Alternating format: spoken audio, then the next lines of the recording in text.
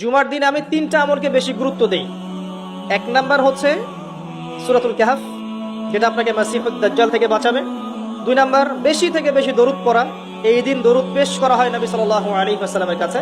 আর 3 number এটা যেটা আপনাদেরকে শেয়ার করছি, সেটা হলো আল্লাহ রাসূল সাল্লাল্লাহু আলাইহি ওয়াসাল্লাম বলেছেন, কেউ যদি জুমার দিনে সকাল সকাল গোসল করে, আর্লি মর্নিং গোসল করে ফেলে, একদম ফরজ গোসলের মতো, এবার সবচেয়ে উত্তম কাপড়টা পরে, নোংরা কাপড় না, বেস্ট কাপড়টা পরে, আতর খুশবু ব্যবহার করে, সুগন্ধি ইউজ করে, সুগন্ধি ব্যবহার করে সে সকাল সকাল পায়ে হেঁটে মসজিদে যায়, বাহনে চড়ে নয়, পায়ে হেঁটে মসজিদে গিয়ে ইমাম বয়ান খুতবা শুরু করার আগেই মসজিদে চলে গেছে, ইমামের কাছাকাছি বসে, কাউকে কষ্ট দেয় না, ইমাম খুতবা দিচ্ছে, সে চুপচাপ শুনছে, খুতবা শুনে নামাজ পড়ে ইমামের সাথে সালাম ফিরায়।